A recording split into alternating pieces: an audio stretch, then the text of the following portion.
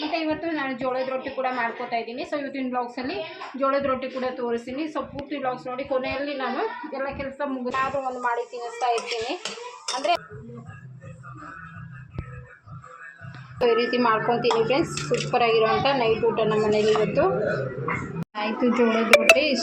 Hi friends, welcome back to my channel. ನಾನು ಶೋಭಾ. ನಾನು ಇವತ್ತು ಸಂಜೆ ಅಂದರೆ ನೈಟಿಂದ ವ್ಲಾಗ್ನ ಸ್ಟಾರ್ಟ್ ಮಾಡ್ತಾಯಿದ್ದೀನಿ. ಇವಾಗ 7 ಗಂಟೆ ಆಗಿದೆ. ಸೊ ಅಂಗಡಿ ಕ್ಲೋಸ್ ಮಾಡ್ಕೊಂಡು ಹೋಗಿ ಇನ್ನು ಮನೆಗೆ ಹೋದ್ಮೇಲೆ ಕೂಡ ಇದೇ ಬ್ಲಾಗ್ಸ್ನ ಕಂಟಿನ್ಯೂ ಮಾಡ್ತೀನಿ. ಸೊ ಇವತ್ತೇನು ಬ್ಲಾಗ್ಸ್ನ ಸ್ಕಿಪ್ ಮಾಡಲಾರ್ದೆ ಪೂರ್ತಿ ನೋಡಿ ಫ್ರೆಂಡ್ಸ್. ವಿಡಿಯೋ ಇಷ್ಟ ಆದರೆ ಪ್ಲೀಸ್ ಲೈಕ್ ಮಾಡಿ, ಹಾಗೆ ಫ್ರೆಂಡ್ಸ್ ಫ್ಯಾಮಿಲಿ ಮೆಂಬರ್ ಎಲ್ಲರಿಗೂ ಶೇರ್ ಮಾಡಿ ಅಂತ ಹೇಳ್ತಾ ಸೊ ಇವತ್ತಿನ ನೈಟ್ ಡ್ಯೂಟಿನ ಶೇರ್ ಮಾಡ್ತಾಯಿದ್ದೀನಿ. ಸೊ ಬನ್ನಿ ಫ್ರೆಂಡ್ಸ್, ಇವಾಗ ಅಂಗಡಿ ಕ್ಲೋಸ್ ಮಾಡಿ ಮನೆಗೆ ಹೋದ್ಮೇಲೆ ಈ ಬ್ಲಾಗ್ಸ್ನ ಕಂಟಿನ್ಯೂ ಮಾಡೋಣ. ಆಟ ಆಡ್ತಾವ್ರೆ. ಇವಾಗ ಅಂಗಡಿ ಕ್ಲೋಸ್ ಮಾಡಿಬಿಟ್ಟು ಮನೆಗೆ ಹೋಗಬೇಕು. ಸೊ ಅಂಗಡಿ ಎಲ್ಲ ಕ್ಲೋಸ್ ಮಾಡೋದಕ್ಕೆ ಇವರಿಬ್ರು ಹೆಲ್ಪ್ ಮಾಡ್ತಾರೆ ನನಗೆ.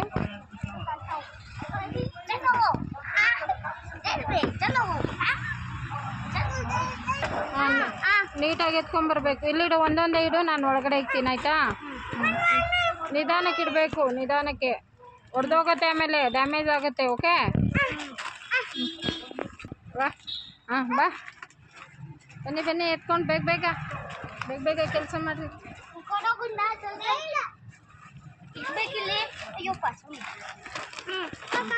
ಒಂದೊಂದೇ ನಾನು ಎತ್ತಿಕ್ತೀನಿ.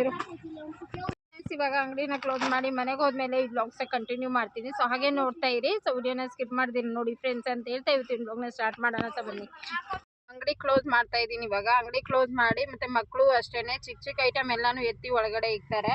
ಸೊ ಮಿಕ್ಕಿದ ಐಟಮ್ಸ್ ಎಲ್ಲ ನಾನು ನಮ್ಮ ಮನೆಯವ್ರು ಇಬ್ಬರು ಸೇರಿಕೊಂಡು ನಾವು ಎತ್ತಿಕ್ತೀವಿ. ಇವಾಗ ನಮ್ಮ ಮನೆಯವ್ರು ವಿಡಿಯೋ ಮಾಡ್ತಾ ಇದ್ದಾರೆ, ಹಾಗಾಗಿ ನಾನು ಮಕ್ಕಳು ಎತ್ತಿಕ್ತಾ ಇದ್ದೀವಿ. ಸೊ ಡೈಲಿ ಸಂಜೆ ಇಷ್ಟು 3:15 ಗಂಟೆ ಆಗುತ್ತೆ ಎತ್ತಿಕ್ಕೋದಕ್ಕೆ ಒಳಗಡೆ. ಬೆಳಿಗ್ಗೆನೂ ಅಷ್ಟೇ, ಬೆಳಿಗ್ಗೆನೂ 3:15 ಅವರ್ ಆಗುತ್ತೆ. ಎಲ್ಲ ಒಳಗಡೆಯಿಂದ ಆಚೆ ನೀಟಾಗಿ ಜೋಡಿಸ್ಬೇಕಾಗತ್ತೆ. ಸೊ ಅಂಗಡಿ ರೂಟೀನ್ ಅಂದರೆ ಇಷ್ಟೇ ಇರುತ್ತೆ. ಮಧ್ಯಾಹ್ನ ಟೈಮ್ ಮಾತ್ರನೇ ಒಂದು ಸ್ವಲ್ಪ ಹೊತ್ತು ಫ್ರೀ ಆಗಿರ್ತೀವಿ, ಅಷ್ಟು ಬಿಟ್ಟರೆ ಇನ್ನು ಮಿಕ್ಕಿದ ಟೈಮಲ್ಲಿ ಐಟಮ್ಸ್ಗಳು ಕೂಡ ಬರ್ತಾ ಇರುತ್ತೆ, ಹಾಗೆ ಜೋಡಿಸ್ತಾ ಇರಬೇಕು ಕೂಡ. ಸೊ ಇದೆಲ್ಲ ಕ್ಲೋಸ್ ಮಾಡಿ ನಾನು ಮನೆಗೆ ಹೋದ್ಮೇಲೆ ಈ ಬ್ಲಾಗ್ಸ್ನ ಮತ್ತೆ ಕಂಟಿನ್ಯೂ ಮಾಡ್ತೀನಿ.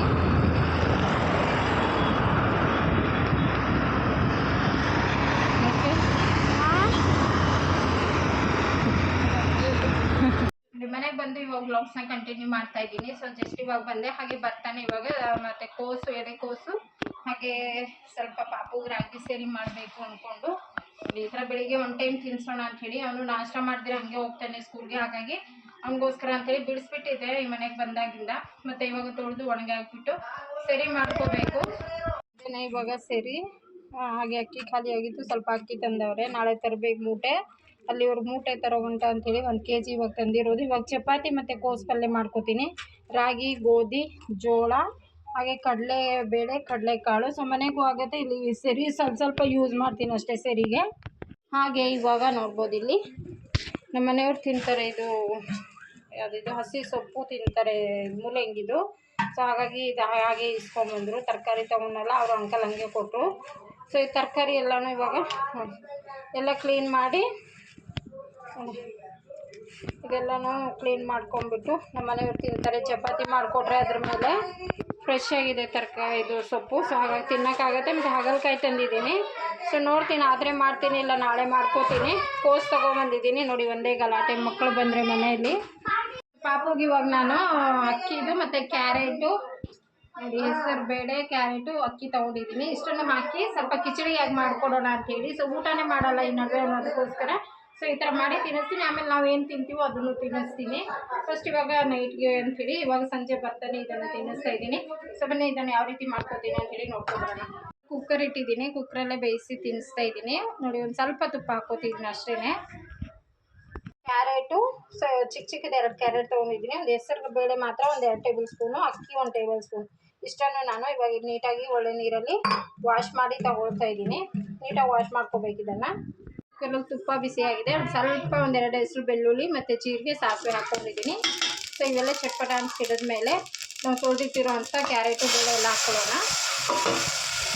ಸ್ವಲ್ಪ ಅದೇ ನೀರನ್ನ ಒಂದು ಅರ್ಧ ಲೋಟಕ್ಕೆ ನೀರನ್ನ ಹಾಕ್ಕೊತಿದ್ದೀನಿ. ನೀರು ಹಾಕಿದ್ದೀನಿ ನೋಡಿ. ಈ ಗ್ಲಾಸಿಂದ 1 ಗ್ಲಾಸ್ ಆಗೋಷ್ಟು ನೀರು ಹಾಕ್ತಾಯಿದ್ದೀನಿ. ತಕ್ಕಷ್ಟು ಉಪ್ಪನ್ನ ಸೇರಿಸ್ಕೊತಾ ಇದ್ದೀನಿ. ಸೊ ಇದು ಒಂದು 3ರಿಂದ 4 ವಿಜಿಲ್ನ ಹಾಕಿಸ್ಕೋಬೇಕು. ಸೊ ಅವಾಗ ನುಣ್ಣಗೆ ಬೆಂದಿರುತ್ತೆ ನಮಗೆ.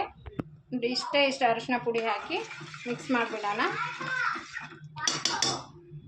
ಮೆಣಸ್ಕಾಳನ್ನ ಜಜ್ಜಿ ತೊಗೊಂಡಿದ್ದೀನಿ. ಸೊ ಅದನ್ನು ಸೇರಿಸ್ತಾ ಇದ್ದೀನಿ. ಇಲ್ಲಿ ಚಿಲ್ಲಿ ಪೌಡ್ರ್ ಏನು ಯೂಸ್ ಮಾಡ್ತಾ ಇಲ್ಲ ನಾನು, ಖಾರ ಆದರೆ ತಿನ್ನಲ್ಲ ಅಂತ ಹೇಳ್ಬಿಟ್ಟು. ಸೊ ಮೆಣಸ್ಕಾಳನ್ನ ಹಾಕಿ ನೋಡಿ ಇವಾಗ ಕುದೀತಾ ಇದೆ. ಇವಾಗ ಒಂದು ವಿಜಿಲ್ನ ಹಾಕಿಸ್ಕೊತೀನಿ. ಇದು ಚೆನ್ನಾಗಿ ಈ ರೀತಿಯಾಗಿ ಬೆಂದಿದೆ. ಸೊ ಈ ಥರ ಬಿಸಿ ಬಿಸಿ ಇದ್ದಾಗ ಕೈಯಿಂದನೂ ಕೂಡ ನ್ಯಾಶ್ ಮಾಡ್ಬೋದು, ಬಟ್ ನನ್ನ ಮಗ ತಿನ್ನೋದಿಲ್ಲ. ಸೊ ಇದನ್ನು ನಾನು ನ್ಯಾಶ್ ಮಾಡಿ ತಿನ್ನಿಸ್ತೀನಿ. ನ್ಯಾಶ್ ಮಾಡಿ ತಿನ್ನಿಸ್ಕೊತೀನಿ. ನೋಡಿ ಸ್ವಲ್ಪ ಬಿಸಿ ಕಡಿಮೆ ಆದಮೇಲೆ ನ್ಯಾಶ್ ಮಾಡಬೇಕು. ಅವ್ನಿಗೆ ಹೊಟ್ಟೆ ತುಂಬಿದ್ರೆ ಸಾಕು ಅಂತ ಹೇಳಿ ನನಗೆ ಏನಾದರೂ ಒಂದು ಮಾಡಿ ತಿನ್ನಿಸ್ತಾ ಇರ್ತೀನಿ. ಅಂದರೆ ಹೆಲ್ದಿ ಇರಬೇಕು, ಹೊಟ್ಟೆ ಕೂಡ ತುಂಬಬೇಕು. ಸೊ ಆ ರೀತಿಯಾಗಿ ತಿನ್ನಿಸ್ಬೇಕು. ಇವಾಗ ಅವನಿಗೋಸ್ಕರ ಅಂಥೇಳಿ ಬೆಳಿಗ್ಗೆ ಒಂದು ಟೈಮು ಸರಿ ಮಾಡೋದಕ್ಕಂಥೇಳಿ ಎಲ್ಲ ತೊಳೆದು ಇಡಬೇಕು. ಹಾಗಾಗಿ ನೋಡಿ ಇದು ಸಿಂಕೆಲ್ಲ ಕ್ಲೀನ್ ಮಾಡಿದ್ದೀನಿ. ರಾಗಿ ಎಲ್ಲ ವಾಶ್ ಮಾಡ್ಕೊಳ್ಳೋಣ ಅಂಥೇಳಿ. ಇವಾಗ ಇಷ್ಟು ನ್ಯಾಶ್ ಮಾಡಿದ್ದೀನಿ. ಇವಾಗ ಹೋಗಿ ತಿನ್ನಿಸ್ತೀನಿ. ಹೆಸರುಬೇಳೆ ಅವನಿಗೆ ಜೀರ್ಣ ಚೆನ್ನಾಗಾಗತ್ತೆ. ಸೊ ನಿಮ್ಮ ಮಕ್ಕಳು ಯಾರನ್ನ ವೆಜಿಟೇಬಲ್ ತಿಂದಿಲ್ಲ ಅಂದರೆ ಸೊ ಈ ರೀತಿ ಮಾಡಿ ತಿನ್ನಿಸ್ಬೋದು. ನೀವು ಊಟ ಮಾಡಿಸ್ಬಿಟ್ಟು ಮತ್ತೆ ವರ್ಕ್ಸ್ನ ಕಂಟಿನ್ಯೂ ಮಾಡ್ತೀನಿ. ಪಾಪು ಮಧ್ಯಾಹ್ನ ಕೂಡ ಮಲಗಿರಲಿಲ್ಲ. ಹಾಗಾಗಿ ಅವನಿಗೆ ಫಸ್ಟು ನಾನು ಕ್ಯಾರೆಟು ಹೆಸರುಬೇಳೆ ಹಾಕಿ ರೈಸ್ ಜೊತೆಗೆ ಕಿಚಡಿ ಮಾಡಿ ತಿನ್ನಿಸ್ತಾ ಇದ್ದೀನಿ. ಒಂದು ಸ್ವಲ್ಪ ಮೊಸರು ಹಾಕ್ಬಿಟ್ಟು ಆ ಥರ ಮಾಡಿ ತಿನ್ಸಿದ್ರೆ ಹೊಟ್ಟೆ ತುಂಬ ತಿಂದುಬಿಡ್ತಾನೆ. ಇಲ್ಲ ನೈಟ್ 12 ಗಂಟೆವರೆಗೂ ತಿನ್ನೋದಿಲ್ಲ. ಫಸ್ಟು ಅವನಿಗೆ ತಿನ್ನಿಸ್ಬಿಡ್ತಾ ಇದ್ದೀನಿ. ಇವಾಗ ಅವನಿಗೆ ತಿನ್ನಿಸ್ಬಿಟ್ಟು ಅವನಿಗೆ ಸೈಡ್ ಕಳಿಸ್ಬಿಟ್ರೆ ನನಗೆ ಕೆಲಸ ಮುಗಿಯುತ್ತೆ. ಆಮೇಲೆ ಅವನಿಗೆ ಅಂಜಲಿ ಓದಿಸ್ತಾ ಇರ್ತಾಳೆ. ಇನ್ನೇನು ಎಕ್ಸಾಮ್ ಕೂಡ ಸ್ಟಾರ್ಟ್ ಆಗಿದೆಯಲ್ಲ ಮಕ್ಕಳಿಗೆ. ಈ ವಾರ ಫುಲ್ ಎಕ್ಸಾಮ್ ಇರೋದ್ರಿಂದ ಮಕ್ಕಳಿಗೆ ಅವನಿಗೆ ಡೈಲಿ ಸಂಜೆ ಅಂಜಲಿ ಎಲ್ಲ ಕೆಲಸ ಬಿಟ್ಟು ಅವನಿಗೆ ಫಸ್ಟು ಪ್ರಾಕ್ಟೀಸ್ನ ಮಾಡಿಸೋದು. ಇನ್ನು ನಾನು ಅಡುಗೆ ಮಾಡ್ತಾ ಇರ್ತೀನಿ. ಸೊ ಹಾಗಾಗಿ ನಾನು ಓದಿಸೋದೆಲ್ಲ ನನ್ನ ಕೆಲಸ ಇಲ್ಲ. ಅಂಜಲಿ ಓದಿಸ್ಬಿಟ್ರೆ ಇನ್ನು ನಾನು ಈ ಕಡೆ ಅಡುಗೆ ಕೆಲಸಕ್ಕೆಲ್ಲನೂ ರೆಡಿ ಮಾಡ್ಕೋತಾ ಇದ್ದೀನಿ. ಸಂಜೆನೇ ನನಗೆ ತುಂಬಾ ಕೆಲಸ ಇರುತ್ತೆ. ಮನೆ ಕೆಲಸ ಮಾತ್ರ ಅಂಗಡಿದು ಕಡಿಮೆ ಇದ್ದರೂ ಮನೆ ಕೆಲಸ ಹೆವಿ ಇರುತ್ತೆ. ಇಡೀ ದಿವಸ ಇದ್ದರೆ ಹೇಗೋ ಮಾಡ್ಕೋಬೋದು ಕೆಲಸನ. ಮನೆಗೆ ಸಂಜೆ ಬಂದು ಇಷ್ಟೆಲ್ಲ ಕೆಲಸ ಮಾಡ್ಕೊಳ್ಳೋ ಅಷ್ಟರಲ್ಲಿ 1 ಗಂಟೆ ಆಗಿಬಿಟ್ಟಿರುತ್ತೆ. ಸೊ ಇವಾಗ ನಾನು ಕೋಸೆಲ್ಲ ಸಣ್ಣಗೆ ಹೆಚ್ಚಿಬಿಟ್ಟು ಉರಿಯೋದಕ್ಕೆ ಇಡ್ತಾ ಇದ್ದೀನಿ. ಫಸ್ಟು ಕೋಸ್ ರೆಸಿಪಿ ಕೂಡ ಶೇರ್ ಮಾಡ್ತಾ ಇದ್ದೀನಿ. ಸಿಂಪಲ್ಲಾಗಿ ಮತ್ತು ತುಂಬಾ ರುಚಿಯಾಗಿ ಆಗುವಂಥ ಕೋಸ್ ಪಲ್ಯ ಇದು. ಜಸ್ಟ್ ಸಣ್ಣಗೆ ಹೆಚ್ಕೊಂಡು ಇದನ್ನು ಸಿಂಪಲ್ಲಾಗಿ ಮಾಡ್ಕೊಳ್ಳೋದ್ರಿಂದ ತುಂಬ ರುಚಿಯಾಗಿರುತ್ತೆ. ನಾನು ಇವತ್ತು ಜೋಳದ ರೊಟ್ಟಿ ಕೂಡ ಮಾಡ್ಕೋತಾ ಇದ್ದೀನಿ. ಹಾಗಾಗಿ ಆಮೇಲೆ ಬಿಸಿ ಬಿಸಿ ರೊಟ್ಟಿ ಮಾಡಿಕೊಂಡ್ರೆ ಆಯಿತು ಅಂಥೇಳಿ ಇವಾಗೆಲ್ಲ ಕಟ್ ಮಾಡಿ ಉರಿಯೋದಕ್ಕೆ ಇಟ್ಟು ಇನ್ನೂ ಈರುಳ್ಳಿ ಟೊಮಾಟೊ ಅದೆಲ್ಲ ಕಟ್ ಮಾಡ್ಕೋಬೇಕಲ್ಲ, ಅಷ್ಟರಲ್ಲಿ ಇದು ಹುರಿಯುತ್ತಾ ಇರುತ್ತೆ. ಎಲ್ಲ ಕೆಲಸ ಒಂದೊಂದು ಕೆಲಸ ಅಂದರೆ ಒಂದು ಕೆಲಸ ಒಂದು ಪಕ್ಕಕ್ಕೆ ಇಟ್ಬಿಟ್ಟು ಇನ್ನೊಂದು ಕೆಲಸ ಮಾಡ್ಕೊಳ್ಳೋದು. ಆ ರೀತಿ ನಾನು ಫಸ್ಟು ಉರಿತಾ ಇದ್ದಂಗೆ ಈ ಕಡೆ ಈರುಳ್ಳಿ ಎಲ್ಲ ರೆಡಿ ಮಾಡ್ಕೊಂಡ್ಬಿಡ್ತೀನಿ. ಇವಾಗ ಫಸ್ಟು ಪಲ್ಯ ಮಾಡ್ತಾಯಿದ್ದೀನಿ. ಕೋಸ್ ಪಲ್ಯಕ್ಕೆ ನೋಡಿ ಇದೆಲ್ಲ ಹೆಚ್ಚಿ ಇಟ್ಟಿದ್ದೀನಿ. ಸಣ್ಣಗೆ ಹೆಚ್ಚಿ ಇವಾಗ ಇಟ್ಟಿದ್ದೀನಿ. ಸೊ ಇವಾಗ ಕಡಾಯಲ್ಲಿ ಒಂದು ಸ್ವಲ್ಪ ಬಿಸಿ ಮಾಡ್ಕೊಂಡ್ರೆ ಉರಿಬೇಕು. ಸೊ ನಮ್ಮ ಮನೇಲಿ ನಾನು ಹುರಿದ್ಬಿಟ್ಟು ಮಾಡ್ತೀನಿ. ಸೊ ಬೇರೆಯವ್ರು ಯಾವ ಥರ ಮಾಡ್ತಾರೆ ಗೊತ್ತಿಲ್ಲ, ಬಟ್ ನೀವು ಇದೇ ಥರ ಮಾಡ್ತೀರಾ ಅಂತೇಳಿ ಕಮೆಂಟ್ ಮಾಡಿ, ಓಕೆನಾ? ಸೊ ಬನ್ನಿ ಇವಾಗ ಕೋಸ್ ಪಲ್ಯ ಮಾಡ್ಕೊಳ್ಳೋಣ. ಈ ಪಾತ್ರೆ ಎಲ್ಲನೂ ಅಲ್ಲಿ ವಾಶ್ರೂಮಿಗೆ ಹಾಕಿ ಇದೆಲ್ಲ ಕ್ಲೀನಿಂಗ್ ಆಯಿತು. ಗ್ಯಾಸ್ ಒಂದು ಸ್ವಲ್ಪ ಮೇಲೆ ಒರೆಸಿದ್ದೀನಿ ಅಷ್ಟೇ. ಮತ್ತು ಇವತ್ತು ನಾನು ಜೋಳದ ರೊಟ್ಟಿ ಕೂಡ ಮಾಡ್ಕೋತಾ ಇದ್ದೀನಿ. ಸೊ ಇವತ್ತಿನ ಬ್ಲಾಗ್ಸಲ್ಲಿ ಜೋಳದ ರೊಟ್ಟಿ ಕೂಡ ತೋರಿಸ್ತೀನಿ. ಸೊ ಪೂರ್ತಿ ಬ್ಲಾಗ್ಸ್ ನೋಡಿ. ಕೊನೆಯಲ್ಲಿ ನಾನು ಎಲ್ಲ ಕೆಲಸ ಮುಗಿದ ಮೇಲೆ ಬಿಸಿ ಬಿಸಿಯಾಗಿ ಜೋಳದ ರೊಟ್ಟಿ ಮಾಡ್ಕೊಳ್ಳೋದನ್ನು ತೋರಿಸ್ಕೊಡ್ತೀನಿ. ಯಾವ ಥರ ಮಾಡಿಕೊಂಡ್ರೆ ಈಸಿಯಾಗಿ ಮಾಡ್ಕೋಬೋದು ಅಂಥೇಳಿ ಜೋಳದ ರೊಟ್ಟಿನ ತೋರಿಸ್ಕೊಡ್ತೀನಿ. ನೋಡಿ ಇವಾಗ ಕೋಸಿ ಇಷ್ಟು ಸಣ್ಣಗೆ ಹೆಚ್ಚಿದ್ರೆ ಸಾಕು, ಇಲ್ಲ ಇನ್ನೂ ಸಣ್ಣಗೆ ಬೇಕಾದರೂ ಹೆಚ್ಕೋಬೋದು. ಸೊ ಈ ರೀತಿ ಹೆಚ್ಕೊಂಡು ಪಲ್ಯ ಮಾಡ್ಕೊಂಡು ತಿಂದರೆ ತುಂಬಾ ಟೇಸ್ಟಿ ಇರುತ್ತೆ ನಾನು ಮಾಡ್ಕೊಳ್ಳೋವಂಥ ಪಲ್ಯ. ಇದು ಒಂದೊಂದು ಸ್ವಲ್ಪ ಲೈಟಾಗಿ ಹುರ್ಕೊತೀನಿ, ಚೆನ್ನಾಗಿರುತ್ತೆ. ಇಷ್ಟು ಮಾತ್ರ ಹುರಿದ್ರೆ ಸಾಕಾಗುತ್ತೆ. ಇವಾಗ ನಾನು ಗ್ಯಾಸ್ನ ಆಫ್ ಮಾಡ್ಕೋತಾ ಇದ್ದೀನಿ. ಸೊ ಇದು ಬಿಸಿಯಲ್ಲೇ ಇರಲಿ ಒಂದು 5 ನಿಮಿಷ. ಇದಕ್ಕೆ ಒಗ್ಗರಣೆಗೆಲ್ಲ ರೆಡಿ ಮಾಡ್ಕೊಳ್ಳೋ ಅಷ್ಟರಲ್ಲಿ ಇದು ಬಿಸಿಯಲ್ಲೇ ಇನ್ನೊಂಚೂರು ಹುರ್ಕೊಳ್ಳುತ್ತೆ. ಅಮ್ಮ ಸೀರಿಯಲ್ ಮಾತ್ರ ತುಂಬಾ ಇಂಟ್ರೆಸ್ಟಾಗಿ ನೋಡ್ತಾರೆ. ಸೊ ಏನಾದರೂ ಅದು ನಿಜಾನೇ ಅಂದ್ಕೊಂಡ್ಬಿಟ್ಟಿರ್ತಾರೆ ನಮ್ಮಮ್ಮ ಸೀರಿಯಲ್ ಆ್ಯಕ್ಟಿಂಗು. ಸೊ ಆ ಥರ ಎಲ್ಲ ಅಂದ್ಕೊಳ್ಳಲ್ಲ, ಓ ನಿಜಾನೇ ಅಂತೇಳಿ. ಸೊ ಯಾರು ವಿಲನ್ ಇರ್ತಾರೆ ಅವರಿಗೆ ಬೈತಾ ಇರ್ತಾರೆ. ಸೊ ಆ ರೀತಿ ಟಿ ವಿ ನೋಡ್ತಾ ಕೂತವ್ರೆ. ಕೋಸ್ ಪಲ್ಯಗೆ ನಾನಿಲ್ಲಿ ಒಂದು 4 ಟೇಬಲ್ ಸ್ಪೂನ್ ಎಣ್ಣೆ ಹಾಕಿದ್ದೀನಿ. ಎಣ್ಣೆ ಬಿಸಿ ಆದ ಕೂಡಲೇ ಸ್ವಲ್ಪ ಸಾಸಿವೆ, ಸ್ವಲ್ಪ ಕಡಲೆಬೇಳೆ, ಸ್ವಲ್ಪ ಕರಿಬೇವು. ಕಡಲೆಬೇಳೆ ಎಲ್ಲ ಫ್ರೈ ಆಗಿದ ತಕ್ಷಣವೇ ಇವಾಗ ನಾನು ಒಂದು 3 ಈರುಳ್ಳಿ ತೊಗೊಂಡಿದ್ದೀನಿ. ಉದ್ದುದ್ದ ಹೆಚ್ಚಿ ಅದನ್ನು ಹಾಕ್ತಾಯಿದ್ದೀನಿ. ಫ್ರೈ ಆದ ತಕ್ಷಣ 2 ಟೊಮೆಟೊ ಹಾಕ್ಕೋತಾ ಇದ್ದೀನಿ. ಸಣ್ಣಗೆ ಹೆಚ್ಚಿದ್ದೀನಿ ಟೊಮೆಟೊನ. ಸೊ ಇಷ್ಟೊಂದು ಫ್ರೈ ಮಾಡ್ಕೋಬೇಕು. ರುಚಿಗೆ ತಕ್ಕಷ್ಟು ಉಪ್ಪು ಹಾಕ್ಕೊಡ್ತೀನಿ. ಈರುಳ್ಳಿ ಟೊಮೆಟೊ ಎಲ್ಲ ಚೆನ್ನಾಗಿ ಬೇಗ ಬೇಯುತ್ತೆ ಉಪ್ಪು ಹಾಕೊಳ್ಳೋದ್ರಿಂದ, ಹಾಗಾಗಿ ಉಪ್ಪು ಹಾಕಿದ್ದೀನಿ. ಇವಾಗ ಸ್ವಲ್ಪ ಅರಿಶಿನ ಪುಡಿ 1 ಟೇಬಲ್ ಸ್ಪೂನ್ ಆಗೋಷ್ಟು ಅಚ್ಚ ಪುಡಿ ಹಾಕ್ಕೋತಾ ಇದ್ದೀನಿ. ಸೊ ನೀವು ಬೇಕಾದರೆ ಅರಿಶಿನ ಪುಡಿ ಹಾಕಿ ಬರೀ ಮೆಣಸಿನ್ಕಾಯಿ ಹಾಕಿ ಮಾಡ್ಕೋಬೋದು. ನಾನು ಚಿಲ್ಲಿ ಪೌಡ್ರ್ ಹಾಕಿದ್ದೀನಿ. ಸೊ ಇಷ್ಟು ಚೆನ್ನಾಗಿ ಸಾಫ್ಟ್ ಆಗೋವರೆಗೂ ಫ್ರೈ ಮಾಡ್ಕೊಳ್ಳೋಣ ಎಣ್ಣೆಯಲ್ಲಿ. ಇದೆಲ್ಲ ಫ್ರೈ ಆಯಿತು. ಟೊಮೆಟೊ ಇದೆಲ್ಲ ಈರುಳ್ಳಿ ಎಲ್ಲ ಫ್ರೈ ಆಯ್ತಲ್ವಾ. ಹುರಿದಿಟ್ಟಿರುವಂಥ ಕೋಸನ್ನ ಹಾಕಿ ಚೆನ್ನಾಗಿ ತಿರ್ಗಿಸ್ಬಿಟ್ಟು ನೀರು ಒಂಚೂರು ಹಾಕಬಾರ್ದು. ಒಂದು 5 ನಿಮಿಷ ನಾನು ಹಾಗೆ ಬಿಡ್ತೀನಿ, ಎಲ್ಲ ಮಿಕ್ಸ್ ಮಾಡಿದ್ದೀನಿ ಕೋಸೆಲ್ಲನೂ. ಇವಾಗ ಒಂದು ಪ್ಲೇಟ್ ಮುಚ್ಚಿ ಒಂದು 5 ನಿಮಿಷ ಹಾಗೆ ಬಿಡ್ತೀನಿ. ಸೊ ಆಮೇಲೆ ಪೂರ್ತಿಯಾಗಿ ಇದು ಆದಮೇಲೆ ನಾನು ತೋರಿಸ್ತೀನಿ. ಮಧ್ಯೆ ಸ್ವಲ್ಪ ತಿರುಗಿಸ್ಕೊಂಡ್ರೆ ಆಯಿತು. ಸಿಂಪಲ್ ಇದು ಪಲ್ಯ ಕರೆಕ್ಟಾಗಿ 5-10 ನಿಮಿಷ ಒಳಗಡೆ ಆಗಿಬಿಡುತ್ತೆ. ಸೊ ಎಲ್ಲ ಕಟ್ ಮಾಡಿ ರೆಡಿ ಮಾಡ್ಕೊಳ್ಳೋದು ಅಷ್ಟೇ ಲೇಟ್ ಆಗುತ್ತೆ. ಮಿಕ್ಸ್ ಮಾಡ್ಕೊಂಡಿದ್ದೀನಿ. ಇವಾಗ ನೀರು ಹಾಕಬಾರ್ದು, ಹಾಗೆ ಸಾಫ್ಟಾಗಿ ನಾವು ಕಲಿಸ್ಬಿಟ್ಟು ಬರೀ ಹಬೆಯಲ್ಲೇ ಇದನ್ನು ಬೇಯಿಸ್ಕೊಂಡ್ರೆ ಆಯಿತು. ತುಂಬ ರುಚಿಯಾಗಿರುತ್ತೆ. 2-3 ದಿವಸ ಇಟ್ಕೊಂಡು ತಿಂದ್ರೂ ಈ ಪಲ್ಯ ಹಾಳಾಗೋದಿಲ್ಲ, ಅಷ್ಟು ಚೆನ್ನಾಗಿರುತ್ತೆ. ಸೊ ಒಂದು ಪ್ಲೇಟ್ ಮುಚ್ಚಿ ಬಿಟ್ಬಿಡೋಣ. ಆಮೇಲೆ ತೋರಿಸಿ ನಾನು. ಆದರೆ ಮಧ್ಯೆ ಸ್ವಲ್ಪ ತಿರುಗಿಸ್ಕೊತಾ ಇರಬೇಕು ಮತ್ತು ಗ್ಯಾಸ್ ಉರಿ ಕಡಿಮೆ ಇಟ್ಟಿರಬೇಕು. ಜೋಳದ ರೊಟ್ಟಿ ಮಾಡೋದಕ್ಕೆ ಇವಾಗ ನಾನು ಒಂದು ಅರ್ಧ ಲೋಟ ಆಗುವಷ್ಟು ನೀರು ಇಟ್ಕೊಳ್ತಾ ಇದ್ದೀನಿ. ಈ ಲೋಟದಿಂದ ಅರ್ಧ ಲೋಟ ನೀರು ಇಟ್ಕೊಳ್ತೀನಿ. ಸೊ ಇದು ನೀರು ಚೆನ್ನಾಗಿ ಕುದಿಬೇಕು. ಜೋಳದ ರೊಟ್ಟಿ ಮಾಡಬೇಕಂದ್ರೆ ಫಸ್ಟ್ ಮೇನ್ ನೀರು ಚೆನ್ನಾಗಿ ಕುದಿಸ್ಕೋಬೇಕು. ಇಷ್ಟು ನೀರು ಸಾಕು ಅಂತ ಹೇಳಿದಾರಮ್ಮ. ಸೊ ಇಷ್ಟು ನೀರು ಸಾಕು. ಸೊ ನೀವು ಅದನ್ನು ನೋಡಿಕೊಂಡು ಮಾಡ್ಕೊಳ್ಳಿ. ಇವತ್ತು ನಮ್ಮಮ್ಮ ಯಾವ ಥರ ಮಾಡೋದು ತೋರಿಸ್ಕೊಡ್ತಾರೆ ಅಂಥೇಳಿ ತೋರಿಸ್ತೀನಿ. ಜೋಳದ ಹಿಟ್ಟು ಊರಿಂದ ತಂದಿದ್ದು ಜೋಳದ ಹಿಟ್ಟು ಈ ಥರ ಇದೆ. ಸೊ ನುಣ್ಣಗೆ ವೈಟ್ ಕಲರು. ಸೊ ಇದನ್ನು ಇವಾಗ ನೀರು ಚೆನ್ನಾಗಿ ಬಿಸಿ ಆಗಲಿ.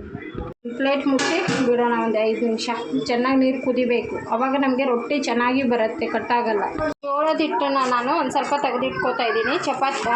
ಚಪಾತಿನೇ ಬರುತ್ತೆ. ಜೋಳದ ರೊಟ್ಟಿ ತಟ್ಕೊಳ್ಳೋದಕ್ಕೆ ಒಂದು ಸ್ವಲ್ಪ ಒಣ ಹಿಟ್ಟನ್ನ ಸಪ್ರೇಟಾಗಿ ಪ್ಲೇಟಲ್ಲಿ ಎತ್ತಿಕೊಂಡು ಇನ್ನು ಮಿಕ್ಕಿದ ಹಿಟ್ಟನ್ನ ನಾನು ನೀರಲ್ಲಿ ಹಾಕಿ ಕಲಿಸ್ಕೊತೀನಿ ಮುದ್ದೆ ರೀತಿಯಲ್ಲಿ. ಸೊ ಇದನ್ನು 2 ರೀತಿಯಲ್ಲಿ ಮಾಡ್ತಾರೆ. ಹಿಟ್ಟು ಡೈರೆಕ್ಟಾಗಿ ಒಂದು ಪಾತ್ರೆಯಲ್ಲಿ ಹಾಕಿ ಕಲಿಸ್ತಾರೆ. ಇನ್ನೊಂದು ರೀತಿ ಮುದ್ದೆ ರೀತಿ ಮಾಡಿ ಕೂಡ ಹಾಕ್ತಾರೆ. ಅಮ್ಮ ನನಗೆ ಮುದ್ದೆ ರೀತಿ ಮಾಡು ಅಂತ ಹೇಳಿದ್ರು. ಸೊ ಅವರೇ ತೋರಿಸ್ಕೊಡ್ತಾರೆ. ಹಾಗಾಗಿ ಯಾವ ರೀತಿ ಮಾಡ್ಕೊಡ್ತಾರೆ ಅಂತೇಳಿ ನೋಡೋಣ. ಎಷ್ಟು ಹಿಟ್ಟು ತೆಗೆದಿದ್ದೀನಿ. ಜೋಳದ ಹಿಟ್ಟಿಗೆ ಅಂದರೆ ನೀರು ಚೆನ್ನಾಗಿ ಕುದೀತಾ ಇರಬೇಕು. ಎಷ್ಟು ಕುದಿಯುತ್ತೋ ಅಷ್ಟು ಜಿಗಿಯಾಗಿ ಬರುತ್ತೆ ಹಿಟ್ಟು. ಸೊ ಹಾಗಾಗಿ ನಮ್ಮಮ್ಮ ಮುದ್ದೆ ರೀತಿ ಕಲಿಸ್ಕೊಂಡು ಆಮೇಲೆ ನಾನು ನಾದ್ಕೊಡ್ತೀನಿ ಅಂತ ಹೇಳಿದ್ರು. ಹಾಗಾಗಿ ನೀರು ಕುದೀತಾ ಇದ್ದಂಗೆ ಬಗ್ಸೆಯಿಂದನೇ ಒಂದು 3-4 ಬಗ್ಸೆನ ಜೋಳದ ಹಿಟ್ಟನ್ನ ಹಾಕಿದ್ರು. ನಾನು ಮುದ್ದೆ ರೀತಿಯಲ್ಲಿ ನೀಟಾಗಿ ಕಲಿಸ್ಕೋಬೇಕು, ಗಂಟಿಲ್ದಿರ ಕಲಿಸ್ಕೊಂಡು. ಆಮೇಲೆ ನಾವು ಗ್ಯಾಸ್ ಕೌಂಟ್ರಲ್ಲಿ ಏನಿರುತ್ತೆ ಸೊ ಅದ್ರ ಮೇಲೆ ಒಂದು ಸ್ವಲ್ಪ ಹಾಕ್ಕೊಂಡು ನಾದ್ಕೋಬೇಕು. ತುಂಬಾ ಬಿಸಿ ಇರುತ್ತೆ. ಒಂದು ಪಕ್ಕದಲ್ಲಿ ತಣ್ಣೀರು ಕೂಡ ಇಟ್ಕೋಬೇಕು. ಹೀಗೆ ಸ್ವಲ್ಪ ತಣ್ಣೀರು ಅದ್ಕೊಂಡು ಇದನ್ನು ನಾದ್ಕೊತಾ ಇದ್ದಾರೆ ಅಮ್ಮ. ಈ ರೀತಿ ನಾದ್ಕೊಳ್ಳೋದ್ರಿಂದ ಕೈ ಕೂಡ ಸುಡೋದಿಲ್ಲ. ನಾವು ಎಷ್ಟು ಚೆನ್ನಾಗಿ ನಾದ್ಕೋತೀವೋ ಅಷ್ಟೇ ಚೆನ್ನಾಗಿ ನಮಗೆ ಜೋಳದ ರೊಟ್ಟಿ ಬರುತ್ತೆ. ತುಂಬಾ ಸಾಫ್ಟಾಗಿ ನಾದ್ಕೊತಾವ್ರೆ ಅಮ್ಮ. ಇಷ್ಟು ಸಾಫ್ಟ್ ಆಗಿದ್ರೆ ಸಾಕಾಗತ್ತೆ. ಇಷ್ಟೊಂದು ಸಾಫ್ಟಾಗಿ ನಾದ್ಕೊಂಡು ಸಣ್ಣ ಉಂಡೆಗಳು ಮಾಡಿಕೊಂಡು ಮತ್ತು ಬಿಸಿ ಯಾರಬಾರ್ದು ಒಂದು ಸ್ವಲ್ಪನೇ ಹಿಟ್ಟು ತೊಗೊಂಡು ನಾದ್ಕೊಂಡಿದ್ದೀವಿ. ಇನ್ನು ಮಿಕ್ಕಿದೆಲ್ಲ ಪಾತ್ರೆಯಲ್ಲಿ ಹಂಗೆ ಬಿಟ್ಟಿದ್ದೀನಿ. ಈ ಥರ ನಾದ್ಕೊಂಡು ಸ್ವಲ್ಪ ಎತ್ತಿಕೊಳ್ಬೇಕು. ಇನ್ನು ಮಿಕ್ಕಿದ್ದನ್ನ ಇದೇ ರೀತಿ ಪಾತ್ರೆಯಲ್ಲಿ ಮುಚ್ಚಿಕ್ಕಿದ್ದೀವಿ. ಮತ್ತು ಒಂದು ಸ್ವಲ್ಪ ತೊಗೊಂಡು ನಾದ್ಕೊಂಡು ಮಾಡ್ಕೊಳ್ಳೋದ್ರಿಂದ ರೊಟ್ಟಿಗಳು ಕಟ್ಟಾಗಲ್ಲ. ಮತ್ತು ಯಾವುದೇ ಕವರು ಮತ್ತು ಲಟ್ಟಣಿಗೆ ಯೂಸ್ ಮಾಡೋದು ಬೇಡ, ಕೈಯಿಂದನೇ ತಟ್ಕೊಂಡ್ರೆ ಬೆಟರು. ಸೊ ನಾನು ಕೈಯಿಂದನೇ ತಟ್ಕೊತೀನಿ ನೋಡಿ. ಇವಾಗ ಯಾವ ರೀತಿ ತಟ್ಕೊತೀನಿ ಅಂತೇಳಿ ನೋಡಿ. ಅಮ್ಮನ ಕೈ ಸರಿ ಇಲ್ಲಾಂದರೆ ಅಮ್ಮನೇ ತಟ್ತಾಯಿದ್ರು. ಆವಾಗ ಬಿದ್ದು ಕೈ ಒಂದು ಸ್ವಲ್ಪ ಗಾಯ ಇದೆ. ಹಾಗಾಗಿ ನಾನೇ ರೊಟ್ಟಿ ಮಾಡ್ತಾಯಿದ್ದೀನಿ. ಇಲ್ಲಿ ತವಾನ ಬಿಸಿ ಮಾಡೋಕೆ ಇಟ್ಕೊಂಡಿರಬೇಕು. ಸೊ ದಪ್ಪ ಇರುವಂಥ ತವಾನ ಇಟ್ಟಿದ್ದೀನಿ. ಅದು ಬಿಸಿ ಆಗ್ತಾ ಇದ್ದಂಗೆ ನಾವು ಈ ಕಡೆ ರೊಟ್ಟಿನ ತಟ್ಕೊಂಡ್ಬಿಡೋಣ. ಮತ್ತು ಒಂದು ಸ್ವಲ್ಪ ನೀರನ್ನ ಎತ್ತಿಕೊಂಡಿರಬೇಕು. ಸೊ ನೀರು ಚುಮಿಸೋದಕ್ಕಂತ ಹೇಳಿ ರೊಟ್ಟಿ ಮೇಲೆ ನೀರು ಸೈಡ್ ಎತ್ತಿಕೊಂಡಿದ್ದೀನಿ ನೋಡಿ. ಇಷ್ಟಿಷ್ಟೇ ನಾನು ಹಿಟ್ಟನ್ನ ತಗೋತಾ ಇದ್ದೀನಿ. ಇಷ್ಟಿಷ್ಟು ಹಿಟ್ಟು ತಗೊಂಡು ನಿಧಾನಕ್ಕೆ ಇನ್ನು ಮಿಕ್ಕಿದ್ದನ್ನ ನಾನು ಒಂದು ಪ್ಲೇಟಲ್ಲಿ ಎತ್ತಿಕೊಂಡಿರ್ತೀನಿ. ಒಣಗಿದ ಹಿಟ್ಟು ತಗೋಬೇಕು ಸ್ವಲ್ಪ. ಇಟ್ಕೊಂಡು ಈ ರೀತಿಯಾಗಿ ಉಂಡೆಗಳನ್ನ ಅವಾಗೆ ಈ ಥರ ಮಾಡಿಬಿಟ್ಟು ತಟ್ಕೋಬೇಕು. ಕವರ್ ಮಾಡಿ ಯೂಸ್ ಮಾಡ್ತಾರೆ, ಆ ಥರ ಮಾಡ್ಕೋಬಾರ್ದು. ಕೈಯಿಂದನೇ ಈ ಥರ ತಟ್ಕೊಳ್ಳೋದ್ರಿಂದ ತುಂಬ ಚೆನ್ನಾಗಿ ಬರುತ್ತೆ ಜೋಳದ ರೊಟ್ಟಿ ನೋಡಿ.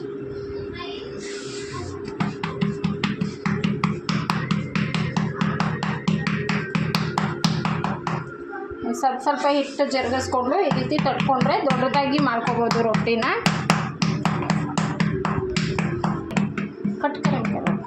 ಇವಾಗ ನಾನು ಅಮ್ಮ ಸೇರಿಕೊಂಡು ಜೋಳದ ರೊಟ್ಟಿನ ತಟ್ತಾ ಇದ್ದೀವಿ. ನನಗೆ ಕೆಲವೊಂದು ಸರಿ ತಿರುಗ್ತಾನೆ ಇರಲಿಲ್ಲ, ಅದು ಅಂಟ್ಕೊಂಡ್ಬಿಡ್ತಾ ಇತ್ತು. ಹಾಗಾಗಿ ಅಮ್ಮ ತಟ್ಟಿ ಸ್ವಲ್ಪ ಚಿಕ್ಕದಾಗಿ ತಟ್ಕೊಟ್ರು. ಇನ್ನು ಮಿಕ್ಕಿದ್ದೆ ನಾನು ನೀಟಾಗಿ ಸ್ವಲ್ಪ ದೊಡ್ಡದಾಗಿ ತಟ್ಬಿಟ್ಟು ಸೊ ಗ್ಯಾಸ್ ಮೇಲೆ ಫಸ್ಟೇ ನಾವು ತವಾನ ಇಟ್ಟಿರಬೇಕು. ಮತ್ತು ಗ್ಯಾಸ್ ಮೇಲೆ ತುಂಬಾ ನಿಧಾನ ಆಗುತ್ತೆ ರೊಟ್ಟಿ ಸುಡೋದಕ್ಕೆ. ಸೊ ಒಲೆ ಮೇಲೆ ಅಂದರೆ ಬೇಗ ಒಂದು ಮಾಡೋ ಅಷ್ಟರಲ್ಲಿ ಒಂದು ರೆಡಿಯಾಗಿರುತ್ತೆ. ಸೊ ಬೆಂದಿರುತ್ತೆ. ಈ ಗ್ಯಾಸ್ ಮೇಲೆ ಹಂಗಲ್ಲ, ನಾವು ರೊಟ್ಟಿನ ತಟ್ಬಿಟ್ಟು ಇನ್ನೂ 5 ನಿಮಿಷ ಕಾಯಬೇಕು, ಅಲ್ಲಿವರೆಗೂ ರೊಟ್ಟಿನ ಬೇಯೋದಿಲ್ಲ. ಸೊ ಇದನ್ನು ಜಾಸ್ತಿ ಕವರ್ ಸುತ್ತಕೊಂಡು ಮಾಡ್ತಾರೆ. ಇದನ್ನು ನಾನು ಕೈಯಿಂದನೇ ಈ ಥರ ತಟ್ಕೊಂಡು ತೋರಿಸ್ತಾ ಇದ್ದೀನಿ. ಈ ರೀತಿ ತಟ್ಬಿಟ್ಟು ಸೊ ತವದ ಮೇಲೆ ಹಾಕಿ ಮೇಲೆ ನೀರನ್ನ ತುಂಬಿಸ್ಬಿಟ್ಟು ಪೂರ್ತಿಯಾಗಿ ಒಂದು ಬಟ್ಟೆ ತೊಗೊಂಡ್ರೆ ಬೆಟರು. ಬಟ್ಟೆಯಿಂದ ಕೂಡ ಪೂರ್ತಿಯಾಗಿ ನೀರು ಸವರ್ಕೊಬೇಕು. ಸೊ ಅದು ಚೆನ್ನಾಗಿ ಬೆಂದಾದಮೇಲೆ ನಾವು ಮತ್ತೆ ಒಂದು ಸೈಡ್ ತಿರುಗಿಸ್ಬಿಟ್ಟು ಸೊ ಎಲ್ಲ ಸೈಡೂ ಇದೇ ರೀತಿಯಾಗಿ ತಿರುಗಿಸಿ ಚಪಾ ಚಪಾತಿನೇ ಬರುತ್ತೆ ನನಗೆ. ಜೋಳದ ರೊಟ್ಟಿ ಇದೇ ರೀತಿ ಮಾಡಿಕೊಂಡ್ರೆ ಆಯಿತು. ಸೊ ನಾನು ಇದೇ ರೀತಿಯಾಗಿ ಎಲ್ಲ ಜೋಳದ ರೊಟ್ಟಿನ ಮಾಡ್ಕೊಂಡ್ವಿ. ತುಂಬ ಹೊತ್ತಾಯಿತು ಈ ಸೆಕೆಗೂ ಈ ರೊಟ್ಟಿ ಮಾಡೋದಕ್ಕೂ ಅಂಥೇಳಿ ತುಂಬಾ ಸೆಕೆ ಆಗೋಯಿತು. 1 ಅವರ್ ಇಲ್ಲೇ ರೊಟ್ಟಿ ಮಾಡೋದಕ್ಕಂತಲೇ ಟೈಮ್ ಹೋಯ್ತು ಇವತ್ತು. ಎಷ್ಟೊಂದು ಸಾಫ್ಟಾಗಿ ಆಗ್ತಾಯಿತ್ತು ಗೊತ್ತಾ. ಫಸ್ಟು ಸ್ಟಾರ್ಟಿಂಗಲ್ಲಿ ಅಷ್ಟೊಂದು ಸರಿ ಬರಲಿಲ್ಲ ನನಗೆ. ಆಮೇಲೆ ನನಗೆ ಜೋಳದ ರೊಟ್ಟಿ ತುಂಬಾ ನೀಟಾಗಿ ಬಂತು. ಅದು ಡೈಲಿ ಮಾಡ್ತಾಯಿದ್ರೆ ರೂಢಿ ಇರುತ್ತೆ. ನಾವು ಹೆಂಗೆ ಬೇಕಂಗೂ ರೊಟ್ಟಿನ ತಟ್ಕೋಬೋದು. ಮಾಡಿರೋಂಥ ರೊಟ್ಟಿ ಸ್ವಲ್ಪ ಚಿಕ್ಕದಾಯಿತು. ಇವಾಗ ನೀಟಾಗಿ ದೊಡ್ಡದಾಗಿರೋಂಥ ಜೋಳದ ರೊಟ್ಟಿನ ಮಾಡ್ಕೊಂಡ್ವಿ. ಸೊ ಈ ರೀತಿ ವಾರದಲ್ಲಿ ಚಿಕನ್ ಮಟನ್ ಏನನ್ನ ತಂದಾಗ ಈ ರೀತಿ ಮಾಡ್ಕೊಳ್ಳಿ. ಇಲ್ಲ ವೆಜ್ ಮಾಡಿದಾಗಲೂ ಕೂಡ ಇಲ್ಲ ಎಣ್ಣೆ ಬದನೆಕಾಯಿ ಮಾಡಿಬಿಟ್ಟು ಈ ರೀತಿ ರೊಟ್ಟಿ ಮಾಡ್ಕೊತೀನಿ. ತುಂಬಾ ಟೇಸ್ಟಿಯಾಗಿರುತ್ತೆ. ಒಂದು ಸ್ವಲ್ಪ ಮೊಸರು ಹಾಕ್ಕೊಂಡು ತಿಂದರೆ ತುಂಬಾ ರುಚಿಯಾಗಿರುತ್ತೆ. ಇವತ್ತು ನಮ್ಮ ಮನೆಯಲ್ಲಿ ಸಿಂಪಲ್ಲಾಗಿ ಕೋಸು ಪಲ್ಯ ಮತ್ತು ಜೋಳದ ರೊಟ್ಟಿನ ಮಾಡಿದ್ದೀನಿ. ಸೋಮವಾರ ಆಗಿರೋದ್ರಿಂದ ನಾನು ಜೋಳದ ರೊಟ್ಟಿ ತುಂಬಾ ಈ ರೀತಿಯಾಗಿ ತುಂಬಾ ಸಾಫ್ಟಾಗಿ ಬಂದಿತ್ತು. ಸೊ ಓಕೆ ಫ್ರೆಂಡ್ಸ್, ನೋಡ್ಕೊಂಡ್ರಲ್ಲ ಯಾವ ರೀತಿ ಜೋಳದ ರೊಟ್ಟಿನ ಮಾಡ್ಕೊಳ್ಳೋದು ಅಂಥೇಳಿ. ತುಂಬಾ ಸಿಂಪಲ್. ಇದು ಡೈಲಿ ಮಾಡೋರಿಗೆ ಈಸಿ ಕೆಲಸ. ಅಪರೂಪಕ್ಕೆ ಒಂದ್ಸರಿ ಮಾಡೋರಿಗೆ ಒಂದು ಸ್ವಲ್ಪ ಕಷ್ಟದ ಕೆಲಸ. ಕಲಿಯೋರ್ಗೂ ಅಷ್ಟೇ ಕಷ್ಟ. ಕಲ್ತಾದ್ಮೇಲೆ ತುಂಬಾ ಈಸಿಯಾಗಿ ನಾವು ಈ ರೀತಿ ಸಾಫ್ಟ್ ಆಗಿರೋಂಥ ರೊಟ್ಟಿನ ಮಾಡ್ಕೋಬೋದು. ನಾನು ಇಷ್ಟೊಂದೆಲ್ಲ ರೊಟ್ಟಿನ ಮಾಡಿದ್ದೀನಿ ಇವತ್ತು. ನೋಡಿ ಆಯಿತು, ಜೋಳದ ರೊಟ್ಟಿ ಈ ರೀತಿಯಾಗಿ ಸಾಫ್ಟಾಗಿ ಬರುತ್ತೆ. ಸೊ ಆದರೂ ನಾವು ದಪ್ಪನೇ ಮಾಡಿದ್ದೀವಿ, ಲೇಟ್ ಆಗಿಬಿಡುತ್ತೆ ಅಂಥೇಳಿ. ಸೊ ನೋಡ್ತಿರಲ್ಲ, ಈ ಥರ ಮಾಡಿಬಿಟ್ಟು ಒಣಗಿಸ್ಬಿಟ್ರು ಕೂಡ ಕಡಕ್ಕಾಗಿ ಆಗುತ್ತೆ. ಇಷ್ಟು ರೊಟ್ಟಿ ಮಾಡಿದ್ದೀವಿ. ನಾನು ನಮ್ಮ ಇಬ್ಬರು ಸೇರಿಕೊಂಡು ಈ ರೀತಿ ಮಾಡಿದ್ದೀನಿ. ಗ್ಯಾಸ್ ಮೇಲೆ ಸ್ವಲ್ಪ ಲೇಟ್ ಆಗುತ್ತೆ, ಒಲೆ ಮೇಲೆ ಅಂದರೆ ಬೇಗ ಆಗ್ಬಿಡ್ತಾಯಿತ್ತು. ಸೊ ನೋಡಿ ಈ ರೀತಿಯಾಗಿ ಬಂದಿದೆ. ಸೊ ಹೇಗೆ ಬಂತು ಅಂಥೇಳಿ ಕಮೆಂಟ್ ಮಾಡಿ. ಸೊ ಈ ಥರ ಯಾವಾಗನ ಅಪರೂಪಕ್ಕೆ ಒಂದ್ಸರಿ ಮಾಡ್ಕೊಂಡು ತಿನ್ಬೋದು. ಸಿಟಿ ಸೈಡ್ ಕಡಿಮೆ, ಬಟ್ ಇವಾಗ ಎಲ್ಲರೂ ಮಾಡ್ತಾರೆ. ಸೊ ಕೈಯಿಂದಲೇ ತಟ್ಟಿ ಈ ರೀತಿ ಮಾಡಿದ್ದೀನಿ. ಪಲ್ಯ ಕೂಡ ಆಯಿತು. ಕೋಸು ಪಲ್ಯ ಗ್ಯಾಸ್ ಆಫ್ ಮಾಡಿ ಇಷ್ಟು ಮಾತ್ರ ಆಗಿದೆ. ಇವಾಗ ಊಟ ಮಾಡೋಣ. ಸೂಪರಾಗಿರುವಂಥ ಕೋಸು ಪಲ್ಯ, ಮೊಸರು ಹಾಗೆ ಜೋಳದ ರೊಟ್ಟಿ ಮಾಡಿದ್ದೀವಿ. ಸೊ ಇಷ್ಟಿದ್ರೆ ಇವತ್ತಿನ ಊಟ ನೋಡಿ ಆಯಿತು. ತುಂಬಾ ಟೇಸ್ಟಿ ಇರುತ್ತೆ. ಸೊ ಈ ರೀತಿ ಮಾಡ್ಕೊತೀನಿ ಫ್ರೆಂಡ್ಸ್. ಸೂಪರಾಗಿರುವಂಥ ನೈಟ್ ಊಟ ನಮ್ಮ ಮನೇಲಿ ಇವತ್ತು. ಹಳ್ಳಿ ಸೈಡಲ್ಲಿ ಡೈಲಿ ಇರುತ್ತೆ. ನಮ್ಮ ಮನೇಲಿ ಅಪರೂಪಕ್ಕೆ ಒಂದ್ಸರಿ ಜೋಳದ ರೊಟ್ಟಿ ಮಾಡಿದ್ದೀವಿ. ಸೊ ಹೇಗೆ ಅನ್ನಿಸ್ತು ಅಂಥೇಳಿ ತಪ್ಪದಿರೆ ಕಮೆಂಟ್ ಮಾಡಿ. ಆದಮೇಲೆ ಮತ್ತೆ ವ್ಲಾಗ್ಸ್ನ ಕಂಟಿನ್ಯೂ ಮಾಡ್ತೀನಿ. ಇವತ್ತು ಜೋಳದ ರೊಟ್ಟಿ ಹಾಗೆ ಕೋಸು ಪಲ್ಯ ಮಾಡಿದ್ನಲ್ಲ, ಹಾಗಾಗಿ ಸಾಂಬಾರು ಏನೂ ಮಾಡಿರಲಿಲ್ಲ. ರೊಟ್ಟಿ ಮಾಡೋದಕ್ಕೇ ತುಂಬಾ ಟೈಮ್ ಆಗೋಯಿತು. ಹಾಗಾಗಿ ಇವತ್ತು ಮೊಸರದ್ದು ನೀರು ಹಾಕಿ ಸ್ವಲ್ಪ ಮಜ್ಜಿಗೆ ಮಾಡಿಕೊಂಡು ಸ್ವಲ್ಪ ಅನ್ನ ಮಾಡಿದ್ದೀನಿ. ಸ್ವಲ್ಪ ಮಜ್ಜಿಗೆ ಮತ್ತು ಅನ್ನ ರೊಟ್ಟಿ ತಿಂದು ಮಲ್ಕೊಳ್ಳೋದು ಅಷ್ಟೇ. ಇವತ್ತಿನ ನಮ್ಮನೆ ಬ್ಲಾಗ್ಸ್ ನಿಮಗೆಲ್ಲ ಇಷ್ಟ ಆಯಿತು ಅನ್ಕೋತೀನಿ. ಮತ್ತು ಜೋಳದ ರೊಟ್ಟಿ ಹೇಗೆ ಅನ್ನಿಸ್ತು ಅಂತೇಳಿ ಕಮೆಂಟ್ ಮಾಡಿ ಫ್ರೆಂಡ್ಸ್. ವಿಡಿಯೋ ಇಷ್ಟ ಆದರೆ please like and share and comment ಮಾಡಿ. ನೆಕ್ಸ್ಟ್ ಬ್ಲಾಗಲ್ಲಿ ಸಿಗ್ತೀನಿ. ಬಾಯ್.